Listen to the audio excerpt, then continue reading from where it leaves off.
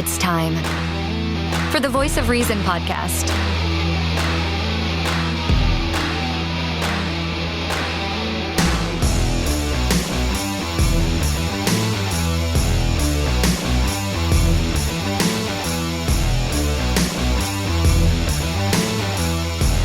Here are your hosts, Sean Phillips, Andy Van Beber, and Travis Kirkendall.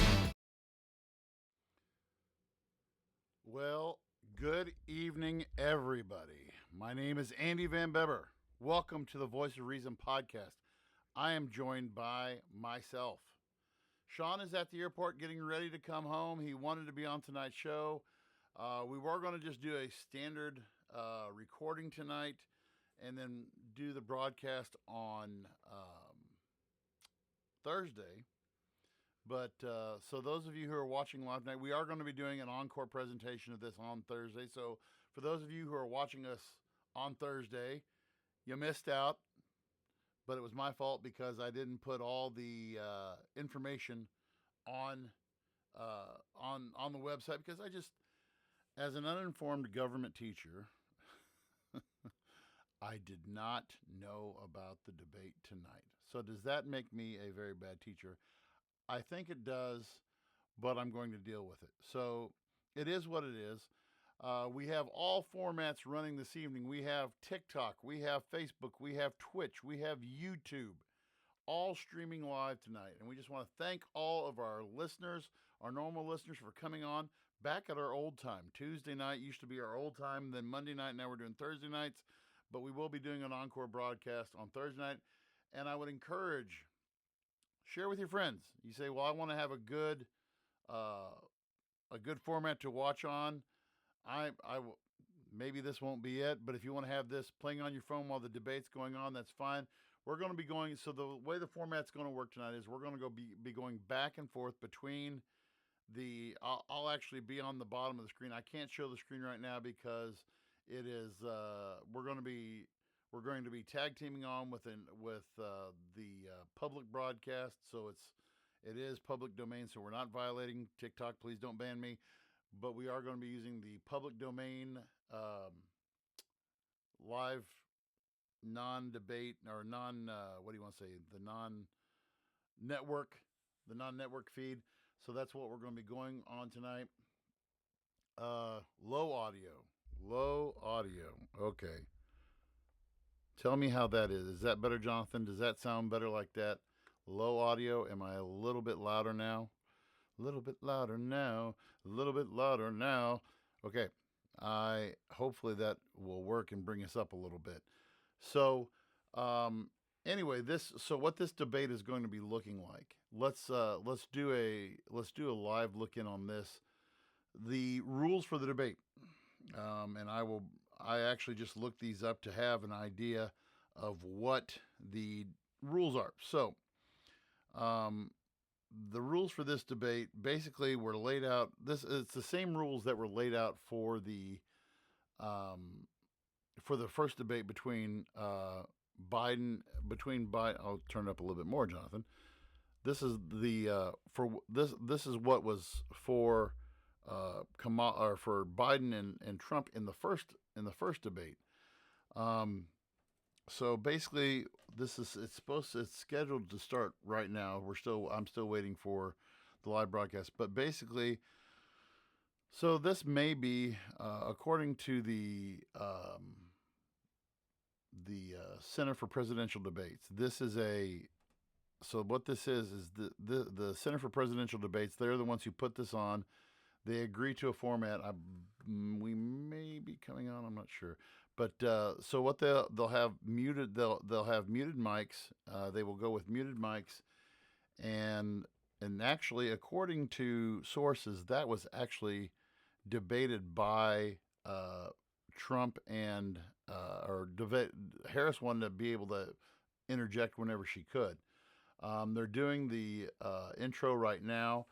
We'll go to it here in a second, but the other thing is it's roughly scheduled for 90 minutes. So we're going to be able to, with the rules that we have within our podcast and within our broadcast window, we are able to go for an hour. Okay. So anything that you have, all those who are following us, like I said, across all of our platforms tonight. Going live on all the platforms. We've got some people. I see we have some people on TikTok. We have some people who are watching on Facebook. We have some people who are watching on on TikTok and YouTube and Facebook.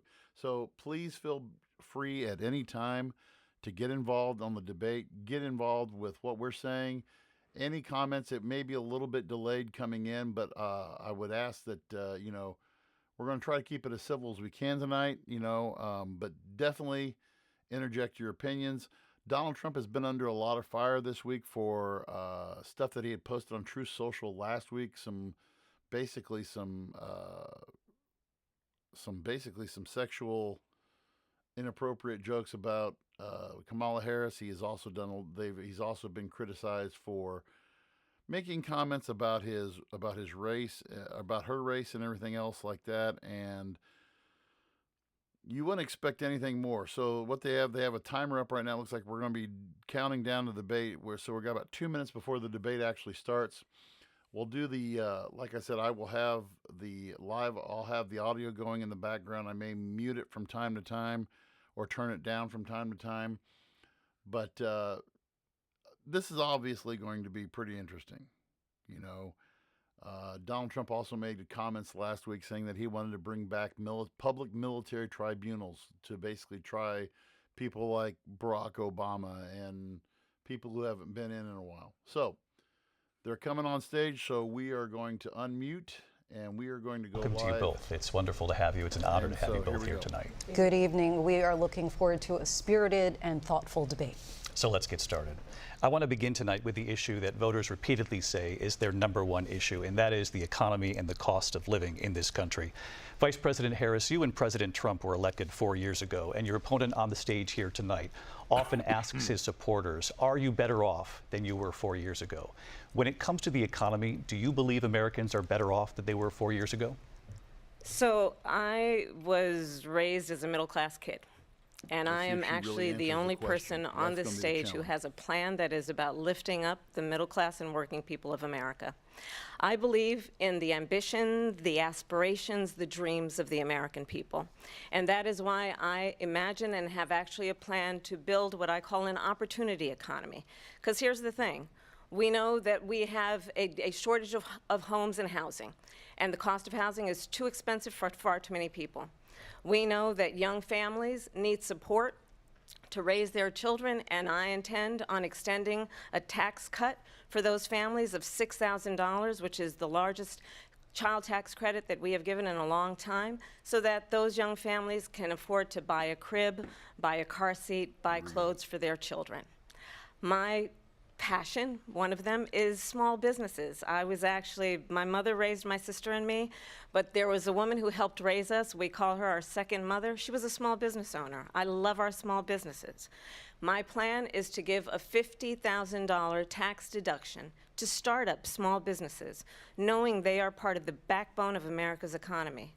My opponent, on the other hand, his plan is to do what he has done before, which is to provide a tax cut for billionaires and big corporations, which will result in $5 trillion to America's deficit. My opponent has a plan that I call the Trump's sales tax, which would be a 20% tax on everyday goods that you rely on to get through the month. Economists have said that Trump sales tax would actually result for middle-class families in about $4,000 more a year because of his policies and his ideas about what should be the backs of middle-class people paying for tax cuts for billionaires. President Trump, I'll give you 2 minutes.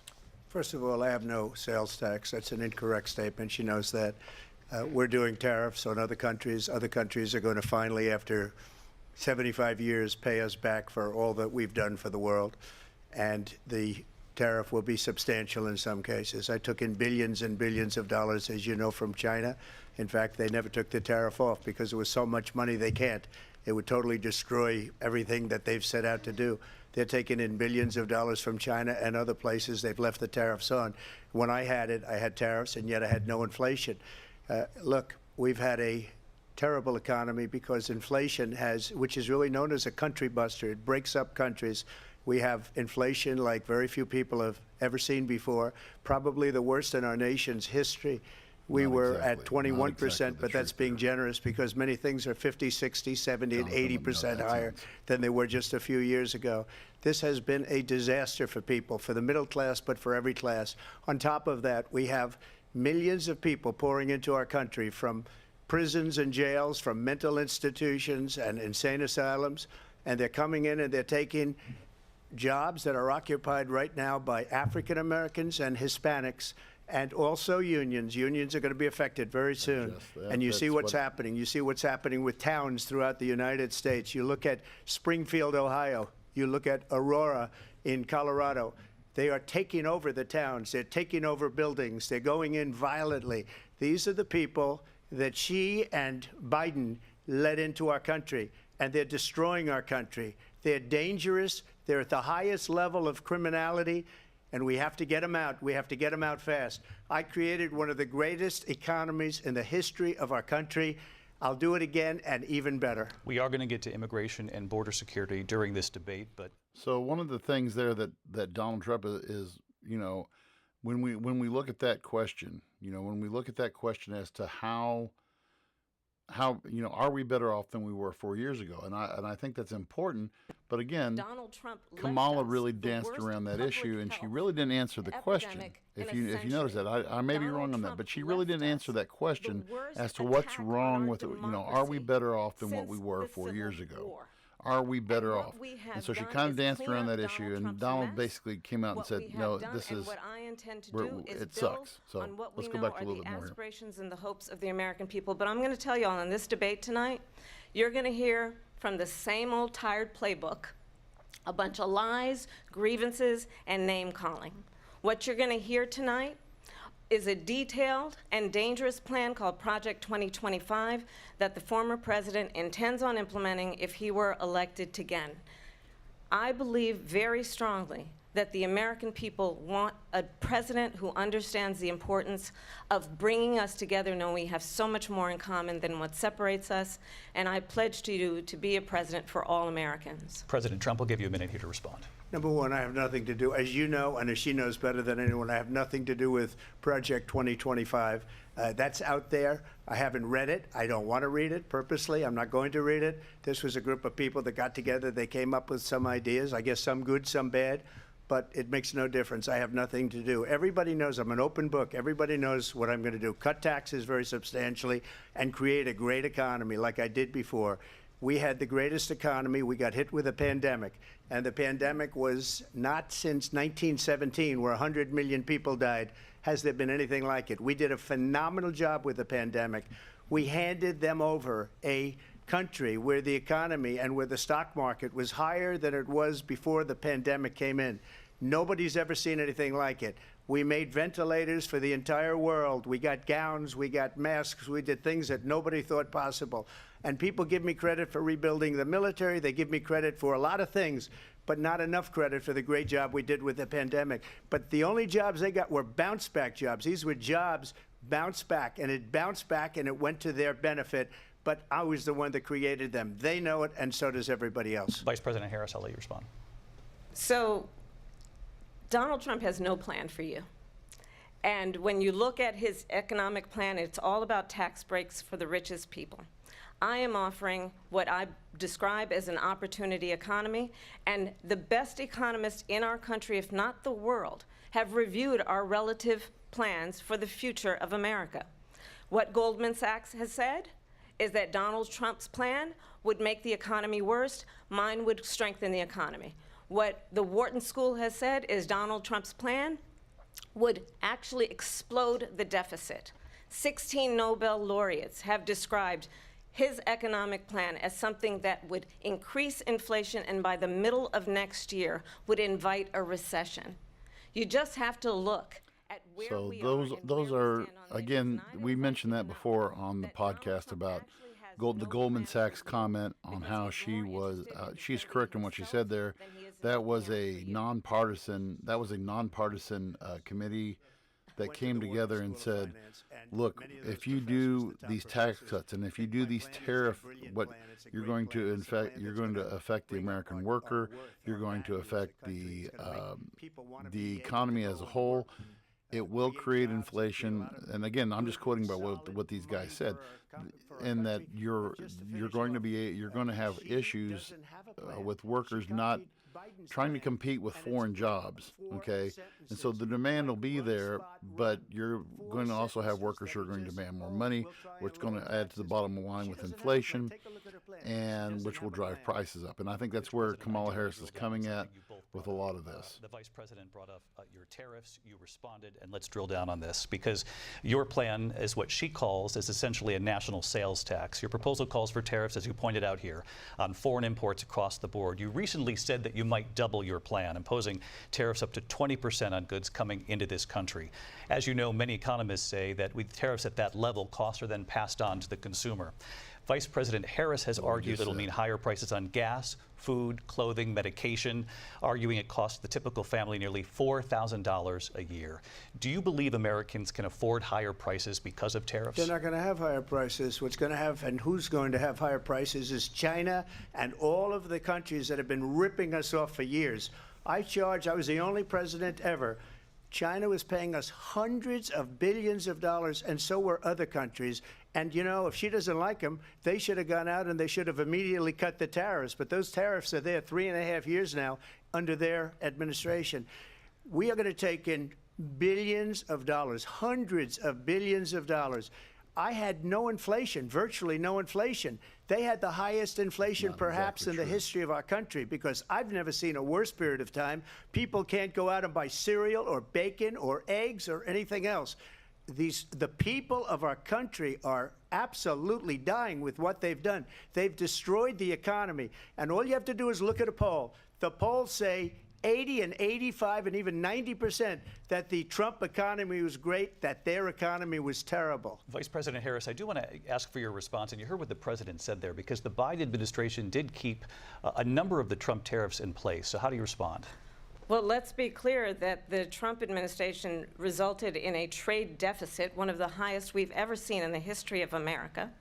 He invited trade wars. You want to talk about his deal with China? What he ended up doing is, under Donald Trump's presidency, he ended up selling American chips to China to help them improve and modernize their military, basically sold us out, when a policy about China should be in making sure the United States of America wins the competition for the 21st century, which means focusing on the details of what that requires, focusing on relationships with our allies, focusing on investing in American-based technology so that we win the race on AI, on quantum computing, focusing on what we need to do to support America's workforce so that we don't end up having, on the short end of the stick, in terms of workers' rights. But what Donald Trump did, let's talk about this, with COVID, is he actually thanked President Xi for what he did during COVID. Look at his tweet. "Thank you, President Xi," exclamation point, when we know that Xi was responsible for lacking and not giving us transparency about the origins of COVID. President Trump, I'll let you respond. First of all, they bought their chips from Taiwan. We hardly make chips anymore because of philosophies like they have and policies like they have. I don't say her because she has no policy. Everything that she believed 3 years ago and 4 years ago is out the window. She's going to my philosophy now. In fact, I was going to send her a MAGA hat. She's gone to my philosophy. But if she ever got elected, she'd change it. And it will be the end of our country. She's a Marxist. Everybody knows she's a Marxist. Her father's a Marxist professor in economics, and he taught her well. But when you look at what she's done to our country, and when you look at these millions and millions of people that are pouring into our country monthly, where it's, I believe, 21 million people, not the 15 that people say, and I think it's a lot higher than the 21. That's bigger than New York State pouring in. And just look at what they're doing to our country. They're criminals. Many of these people coming in are criminals. And that's bad for our economy, too. You know, you mentioned before, we'll talk about immigration later. Well, bad immigration is the worst thing that can happen to our economy. They have, and she has, destroyed our country with policy that's insane, almost policy that you'd say they have to hate our country. President Trump, thank you. Lindsay? I want to. So when my issue with those statements right there,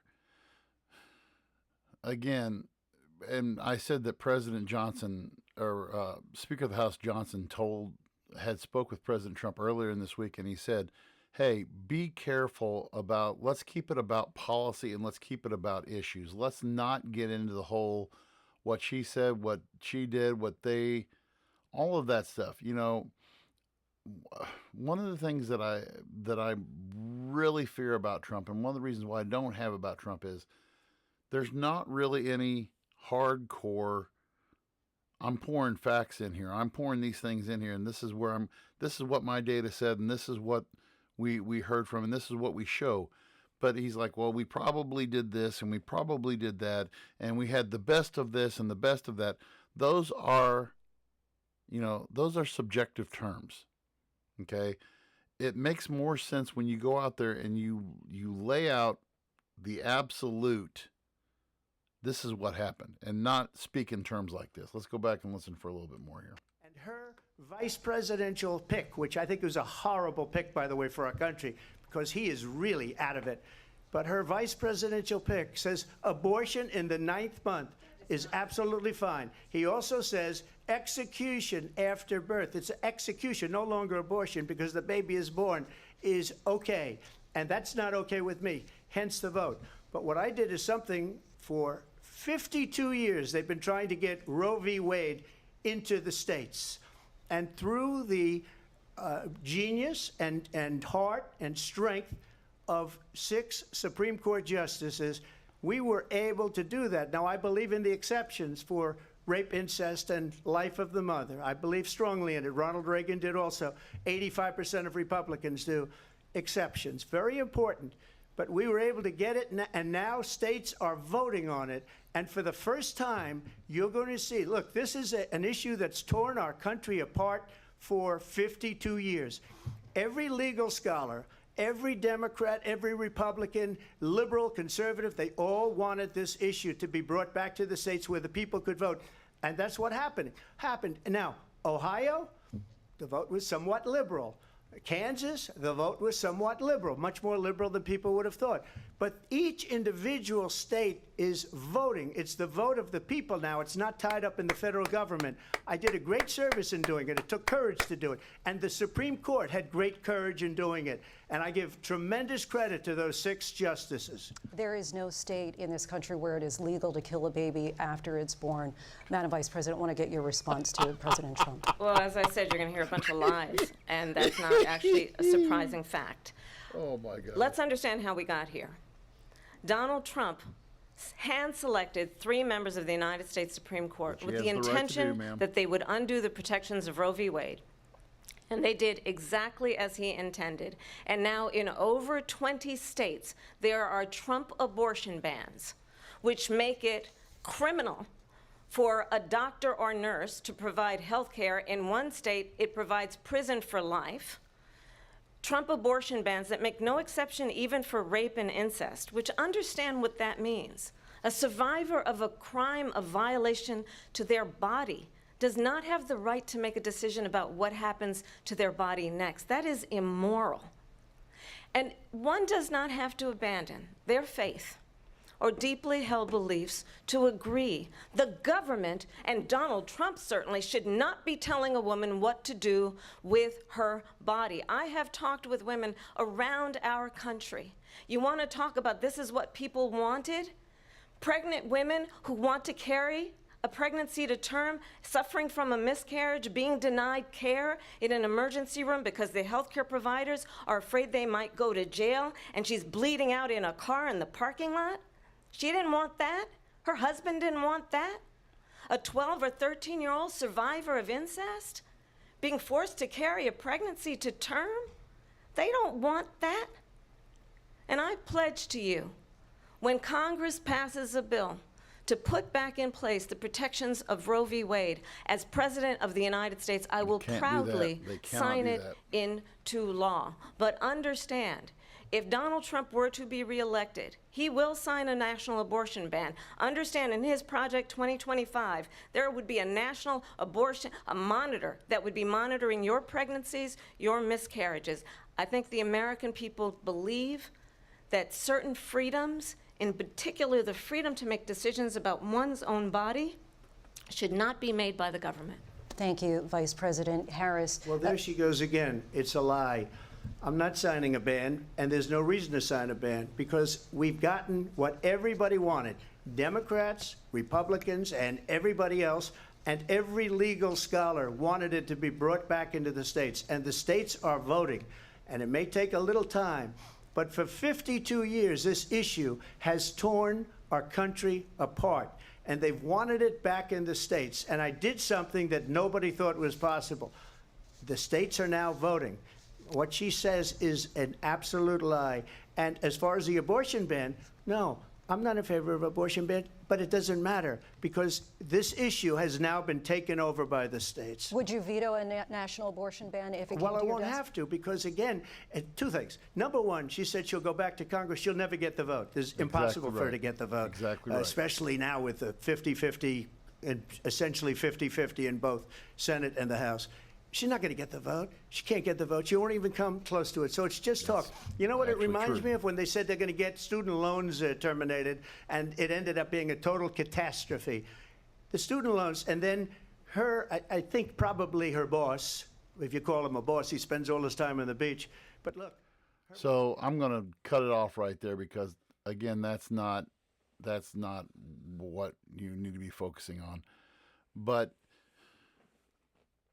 and I totally agree with that's one thing that I agree with the president on. And actually, I have a disagreement with my wife and myself have a disagreement on this very topic. But it's not a ban on abortion. I think people have kind of saw what, and he's right. This is what happened within the states. This is what happened when we did it on the national level. We had this nationwide thing. And the way that Roe v. Wade was set up was it basically had the trimester rule. Within the first 3 months, no state government, no local government can do anything to stop an abortion. Okay, 4 through 6 months. Okay, that was left to the states to make whatever protections in place they wanted to put on that, and say, okay, you can do this, this, this, and this, but you can't do this, this, and this. Okay, as far as, for example, the Pennsylvania Abortion Control Act. Pennsylvania had still has one of the toughest abortion control acts on record. You have, in Pennsylvania, you have to do a 24-hour counseling period where they tell you everything about it, and then you have to go home and think about it, sleep on it. Then you had to, if you were married, you had to get, basically, the father had to sign off on it. And then you had to, what was the other thing? And anybody under the age of 17 parents had to be notified. And that's just, I'm not saying yes or no to that. I'm just saying that's what Pennsylvania put out there and put in place. Okay. And so Donald Trump was correct in saying this was a thing that was done by the states. This was to give it back to the states. And I think that one of the issues that people have it's a ban on abortion. It's not a ban on abortion. Okay. Now, what the part where I disagree with what happens is because there are some states that say, okay, we're going to, in no case are you going to be allowed for abortion, but there's no writing in the books. For example, in the state of Missouri, there's nothing on the books that say, okay, if a woman is having an ectopic pregnancy, if she is bleeding out, if she's doing this, you can't treat her. And I think in these situations, what they're looking at is worst case scenario. I may be wrong, and if you want to chime in on this, please do. I've got the chat box up right now, and I'm looking at it. So if I'm wrong on this, please correct me. But he's saying, let's leave it to the states. And I think Kamala here is going with worst case scenario. Worst case scenario. Now, is Donald Trump way off base when he says, the whole thing, nobody's going to kill. And I applaud the news anchor there who said, you can't, that's murder. That's straight up murder when you kill a baby after it's born. That's murder. That's ridiculous, Donald Trump. And so that's a gaffe on his part, I believe, that for him to be able to say something like that and to make that kind of statement. So, let's look at this. Let's listen to this exchange. This looks like this is interesting. The 8th month, the 9th That's month, not true. and probably after birth. Just look at the former governor of Virginia. The governor of Virginia said, we put the baby aside and then we determine what we want to do with the baby. President Trump, thank you. We're going to turn now to immigration and border security. We know it's an issue that's important to Republicans, Democrats, voters across the board in this country. Vice President Harris, you were tasked by President Biden with getting to the root causes of migration from Central America. We know that illegal border crossings reached a record high in the Biden administration. This past June, President Biden imposed tough new asylum restrictions. We know the numbers since then have dropped significantly. But my question to you tonight is, why did the administration wait until 6 months before the election to act? And would you have done anything differently from President Biden on this? So I'm the only person on this stage who has prosecuted transnational criminal organizations for the trafficking of guns, drugs, and human beings. And let me say that the United States Congress, including some of the most conservative members of the United States Senate, came up with a border security bill which I supported. And that bill would have put 1,500 more border agents on the border to help those folks who are working there right now overtime trying to do their job. It would have allowed us to stem the flow of fentanyl coming into the United States. I know there are so many families watching tonight who have been personally affected by the surge of fentanyl in our country. That bill would have put more resources to allow us to prosecute transnational criminal organizations for trafficking in guns, drugs, and human beings. But you know what happened to that bill? Donald Trump got on the phone, called up some folks in Congress, and said, kill the bill. And you know why? Because he'd prefer to run on a problem instead of fixing a problem. And understand, this comes at a time where the people of our country actually need a leader who engages in solutions, who actually addresses the problems at hand. But what we have in the former president is someone who would prefer to run on a problem instead of fixing a problem. And I'll tell you something, he's going to talk about immigration a lot tonight, even when it's not the subject that is being raised.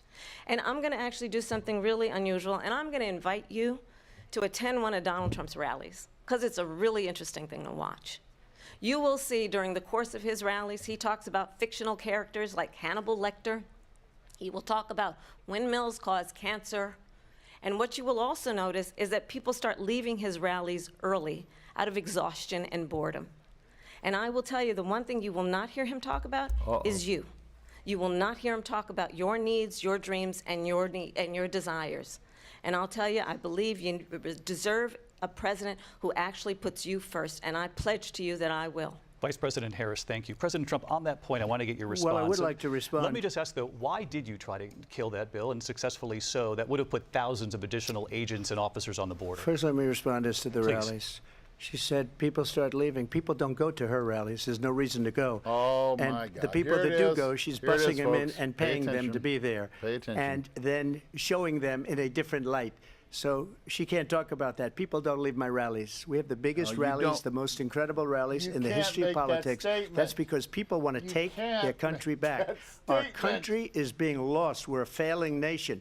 And it happened 3.5 years ago. People don't and leave my rallies. What's They don't going leave on my here, rallies. you're Let going to me end tell up you, in they don't World leave War my III, rallies. just to go into another subject. Oh, my God. What they have done to our country by allowing these millions and millions of people to come into our country, and look at what's happening to the towns all over the United States. And a lot of towns don't want to talk. It's not going to be Aurora or Springfield. A lot of towns don't want to talk about it because they're so embarrassed by it. In Springfield, they're eating the dogs, the people that came in. Here we They're go. eating the Here we cats. go. They're eating the pets of the people that live there. And this is what's that true? happening in Now our we gotta do country. a fact And check. it's a Is that something shame. that's actually As far true? as rallies are concerned, as far as the reason they go is they like what I say. They want to bring our country back. They want to make America great again. It's a very simple phrase, make America great again. She's destroying this country, and if she becomes president, this country doesn't have a chance of success. Not only success, we'll end up being Venezuela on steroids. I just want to clarify here. You bring up Springfield, Ohio, and ABC News did reach out to the city manager there. He told us there have been no credible reports of specific claims of pets being harmed, injured, or abused by individuals within the immigrant community. I've seen people on television. Let me just say here, this is the people on television say my dog was taken and used for food. So maybe he said that, and maybe that's a good thing to say for a city manager. I'm not taking this from but television. But the people on television saying their manager. dog was eaten by the people that went there. Again, the Springfield city manager says there's no evidence of that. Vice President Harris, I'll let you respond to the rest of what you've heard. You talk about extreme. Shut up. This is, I think, one of the reasons why in this election I actually have the endorsement of 200 Republicans who have formally worked with President Bush, Mitt Romney, and John McCain, including the endorsement of former Vice President Dick Cheney and Congress member Liz Cheney.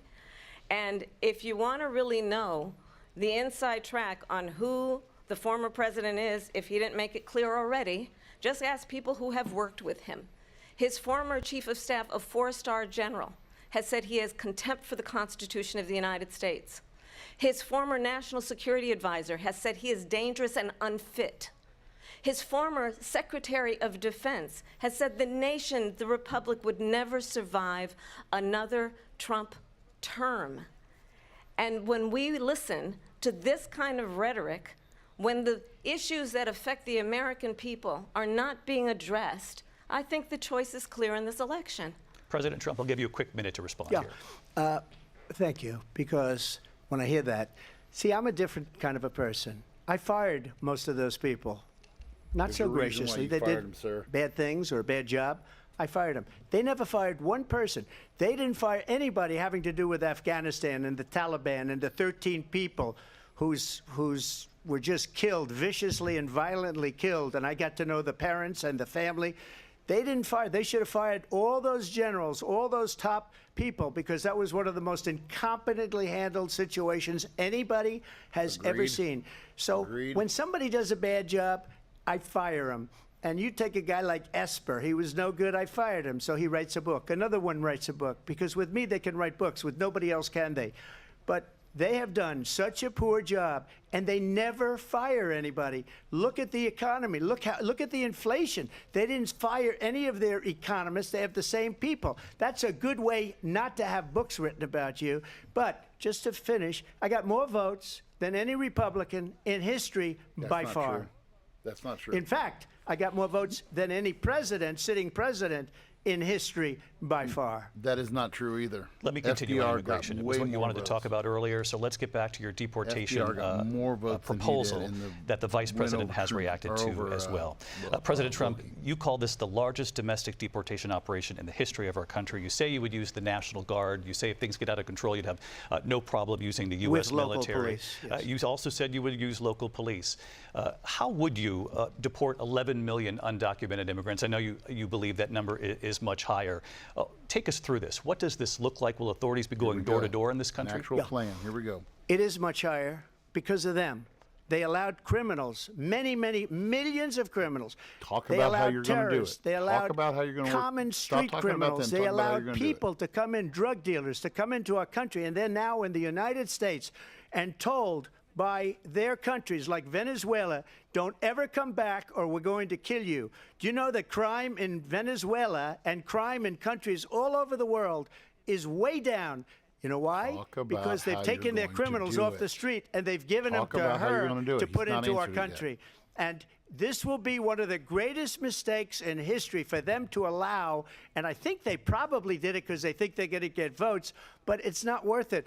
Because they're destroying the fabric of our country by what they've done. There's never been anything done like this at all. They've destroyed the fabric of our country. How are you going to do it? Millions of people let in. And all over the world, crime is down. All over the world except here. Crime here is up and through the roof, despite their fraudulent statements that they made. Crime in this country is through the roof. And we have a new form of crime. It's called migrant crime, and it's happening at levels that nobody thought possible. President Trump, as you know, the FBI says overall violent crime is actually coming down in this country. But Vice Excuse President me, Harris, the FBI they were defrauding statements. They didn't include the worst cities. They didn't include the cities with the worst crime. It was a fraud, just like their number of 818,000 jobs that they said they created turned out to be a fraud. President Trump, thank you. I'll let you respond, Vice President Harris. Well, I think this is so rich, coming from someone Stop who has doing been that. prosecuted Stop doing that. Answer the question. for national security crimes, economic crimes, election interference, has been found liable for sexual assault, and his next big court appearance is in November at his own criminal sentencing. And let's be clear where each person stands on the issue of what is important about respect for the rule of law and respect for law enforcement. The former vice president called for defunding federal law enforcement, 45,000 agents, get this, on the day after he was arraigned on 34 felony counts. So let's talk about what is important in this race. It is important that we move forward, that we turn the page on this same old tired rhetoric and address the needs of the American people, address what we need to do about the housing shortage, which I have a plan for, address what we must do to support our small businesses, address bringing down the price of groceries. But frankly, the American people are exhausted with this same old tired playbook. Vice President Harris, thank you. Agreed. Excuse me. Agreed. Every one of those cases was started by them against their political opponent. And I'm winning most of them, and I will win the rest you're on not. appeal. You're And you not. saw that with the decision that came down just recently from the Supreme Court. I'm winning most of them. But those are cases, it's called weaponization. Never happened in this country. They weaponized the Justice Department. Every one of those cases was involved with the DOJ, from Atlanta and Fani Willis to the Attorney General of New York and the DA in New York. Every one of those cases. One point I do want to then make that he's they not say, saying. "Oh, We had the second he's a Red criminal." Scare, They're the ones that McCarthyism. They make them weaponized go after me. against By the way, Joe Biden people who were was found contrary to Joe essentially McCarthy. guilty Just on the saying. documents case. And what happened in my documents case? They said, oh, that's the toughest of them all. A complete and total victory. 2 months ago, it was thrown out. It's weaponization, and they used it, and it's never happened in this country. They used it It to has try happened and win in an this country, just election. for They're reference. It has fake happened. cases. President Trump, thank you. A really quick response here, Vice President Harris, on this notion of weaponization of the Justice Department. Well, let's talk about extreme and understand the context in which this election in 2024 is taking place.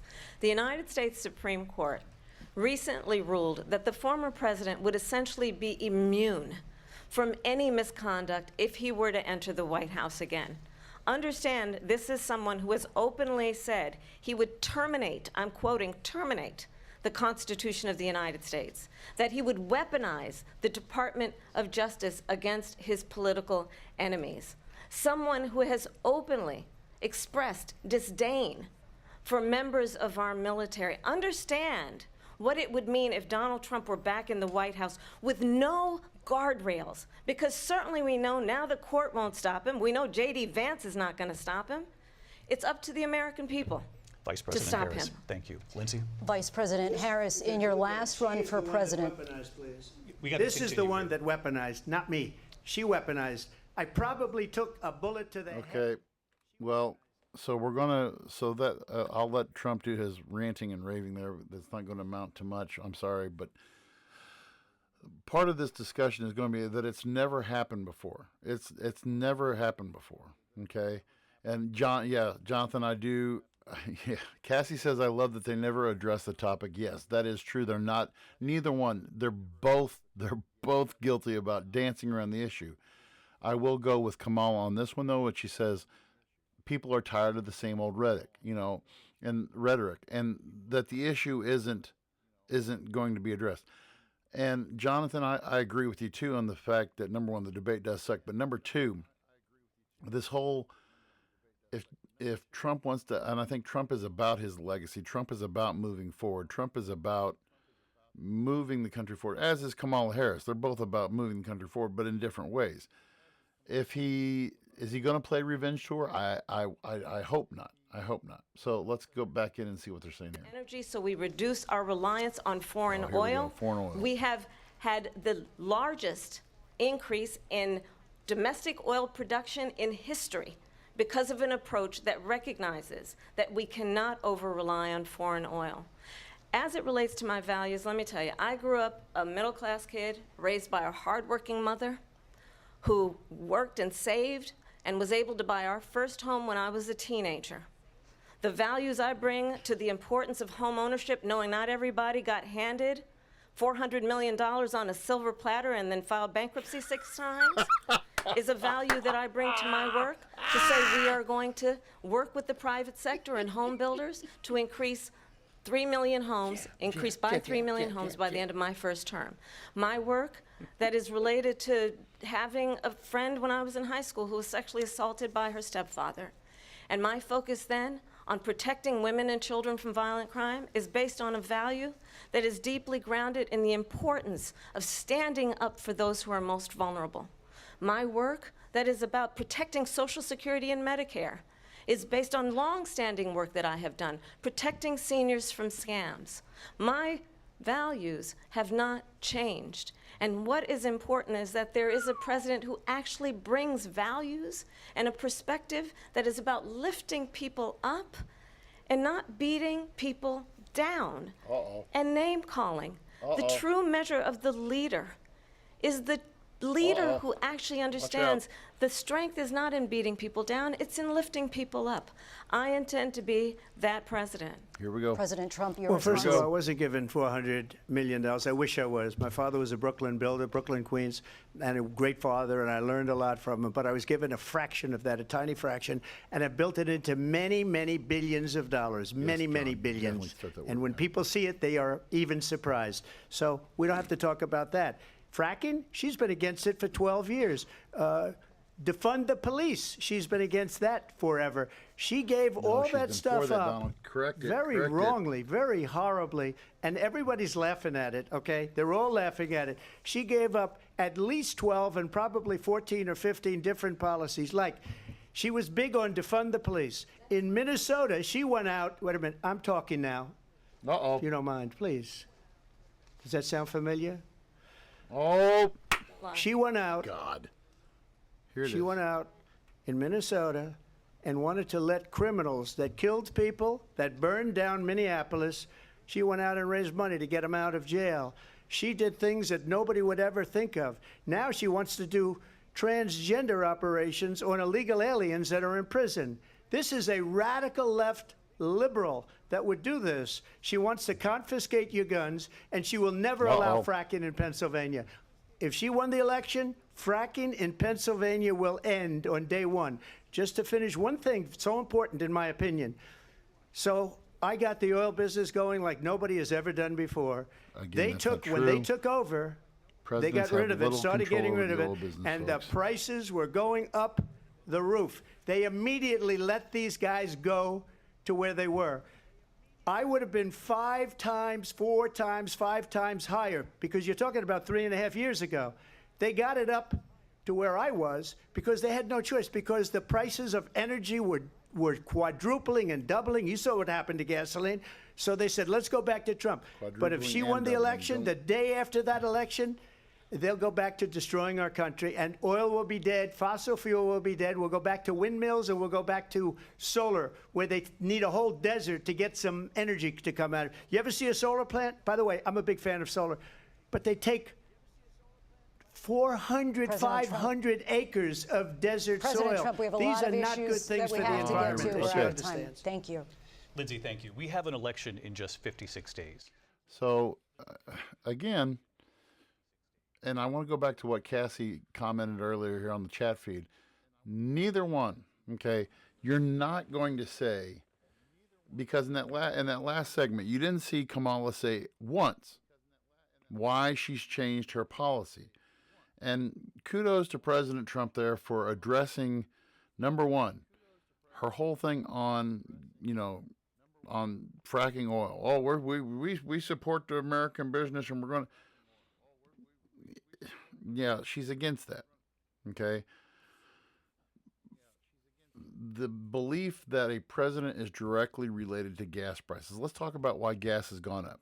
Okay, we've had this discussion before, and you can disagree with me if you want to, but the discussion that we've had about this before is because when the price of wages go up, that drives up everything more.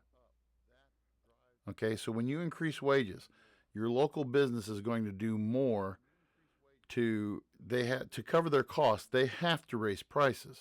Okay, so now in order to deliver these goods, so now you have to pay your drivers more. When you pay your drivers more, what does that mean to higher? You've got your operating costs have gone up. Okay, all of that comes back to gasoline. Everything is interdependent upon our society. And so when one thing goes up, you can't just say, well, we're going to let this ride by itself. But again, neither one of these guys, please pay attention to this tonight as we go back here in just a second. But I just want to recognize that neither one of these, Trump or Kamala Harris, are addressing the issues, and they're stooping to these jab. Okay, let's go back and listen to a little bit more before we tie it up tonight. On that day. Yes, sir. I had nothing to do with that other than they asked me to make a speech. I showed up for a speech. I said, I think it's going to be big. I went to Nancy Pelosi and the mayor of Washington, D.C., and the mayor put it back in writing, as you know. I said, this is going to be a very big rally or whatever you want to call it. And again, it wasn't done by me. It was done by others. I said, I'd like to give you 10,000 National Guard or soldiers. They rejected me. Nancy Pelosi rejected me. It was just 2 weeks ago. Her daughter has a tape of her saying she is fully responsible for what happened. They want to get rid of that tape. It would have never happened if Nancy Pelosi and the mayor of Washington did their jobs. I wasn't responsible for security. Nancy Pelosi was responsible. She didn't do her job. The question was about you as president, not about former Speaker Pelosi, but I do want Vice President Harris to respond here. I was at the Capitol on January 6th. I was the vice president-elect. I was also an acting senator. I was there. And on that day, the President of the United States incited a violent mob to attack our nation's capital, to desecrate our nation's capital. On that day, 140 law enforcement officers were injured, and some died. And understand, the former president has been indicted and impeached for exactly that reason. But this is not an isolated situation. Let's remember Charlottesville, where there was a mob of people carrying tiki torches, spewing anti-Semitic hate. And what did the president then at the time say? There were fine people on each side. Let's remember that when it came to the Proud Boys, a militia, the former president said, stand back and stand by. So for everyone watching who remembers what January 6th was, He did say that. I say we don't have to go back. Let's not go back. We're not going back. It's time to turn the page. And if that was a bridge too far for you, well, there is a place in our campaign for you to stand for country, to stand for our democracy, to stand for rule of law, and to end the chaos, and to end the approach that is about attacking the foundations of our democracy because you don't like the outcome. And be clear on that point. Donald Trump, the candidate, has said in this election there will be a bloodbath if this and the outcome of this election is not to his liking. Let's turn the page on this. Let's not go back. Let's chart a course for the future and not go backwards to the past. Let me just follow up here. It was a different term, and it was a term that related to energy because they have destroyed our energy business. That was where bloodbath was. Also, on Charlottesville, that story has been, as you would say, debunked. Laura Ingraham, Sean Hannity, Jesse, all of these people, they covered it. If they go an extra sentence, they will see it was perfect. It was debunked in almost every newspaper, but they still bring it up, just like they bring 2025 up. They bring all of this stuff up. I ask you this. You talk about the Capitol. Why are we allowing these millions of people to come through on the southern border. How come Okay, she's not we're- doing it? Obviously, and I'll we're tell gonna you go what I back would to do, that, and I would be that very rhetoric proud to. again. Okay, and one of the things that I want to kind of end up on here is this. Both of these guys, and we don't see this very often. We don't see this where we have I'll take this back. We haven't seen this. We haven't seen a president who didn't serve consecutive terms since it wasn't Taft. It was, I believe it was was it McKinley? No, it wasn't McKinley. It was anyway. It was 1892 and then 1890. He ran. He was a president in 18. It was McKinley. 1892 and 1890 and then 1900. Okay, and so we haven't seen a situation like this where we have a former president and a current sitting vice president who are running against each other. So these guys both have a record. These guys both have a standing and say, we did this, okay? I will agree to the point that some of the stuff was taken out of context. You know, the bloodbath thing was taken out of context because he wasn't talking about, he was talking, like he said, about the energy policy. However, you know, say what you want to say. He was saying, Proud Boys stand by and, you know, stand back and stand by. Okay? How can that be taken? I'm going to, even though I didn't agree with what Donald Trump said on January the 6th when he was there at the Capitol, as a citizen of the United States, he has the right to free speech. Did they go through the proper channels? Yes. Because he did mention, you know, they talked, his committee put together, got the permits to have that rally. They got the permission and the permits from the protection of the police to let them march to the Capitol. Okay? Where you cross that line, Cleveland, thank you. President Cleveland. I knew it wasn't McKinley, it was Cleveland. Thank you, Jonathan, on that. But what we've had is, you know, again, not addressing the issues. President Trump is going to have to, in the long run, I'll just back up. In the long run, this isn't going to matter because no matter who you are, you're not going to change anybody's mind about January the 6th. That is a dead issue. I hate to say that because it still burns with me, but January 6th is a dead issue. It's over. It's past. A lot of that stuff that happened, the trials and stuff, he's exactly right. Some of those trials are not going to see the light of day. Okay? And to keep on harping. Oh, here we go. I want to hear this. So he's saying, did he acknowledge that he lost in 2020? Nation in decline, and they have put it into decline. We have a nation that is dying, David. Mr. President, thank you. Vice President Harris, you heard the president there tonight. He said he didn't say that he lost by a whisker. So he still believes he did not lose the election that was won by President Biden and yourself. But I do want to ask you about something that's come up in the last couple of days. This was a post from President Trump about this upcoming election just weeks away. He said, when I win, those people who cheated, and then he lists donors, voters, election officials, he says will be prosecuted to the fullest extent of the law, which will include long-term prison sentences. One of your campaign's top lawyers responded saying, we won't let Donald Trump intimidate us. We won't let him suppress the vote. Is that what you believe he's trying to do here? Donald Trump was fired by 81 million people. So let's be clear about that. And clearly he is having a very difficult time processing that. But we cannot afford to have a president of the United States who attempts, as he did in the past, to upend the will of the voters in a free and fair election. That's great. Okay. So that's old rhetoric. But again, hey, I'm going to tell you folks this. You can, and again, thank you for all who joined us tonight. Again, our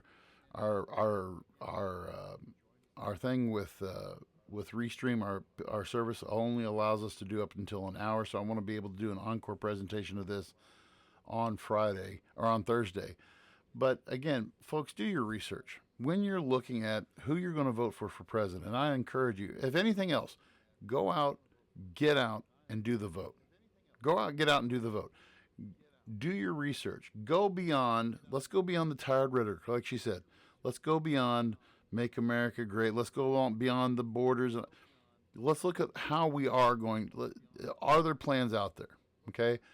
Do your research, folks. I thank you so much for joining us live. Continue to watch this. This is on YouTube. You can catch us on pretty much any network tonight. Thank you for joining us tonight, and we'll see you all next week. Thanks for listening to the Voice of Reason podcast. Check out our previous shows and clips on Facebook, YouTube, and TikTok.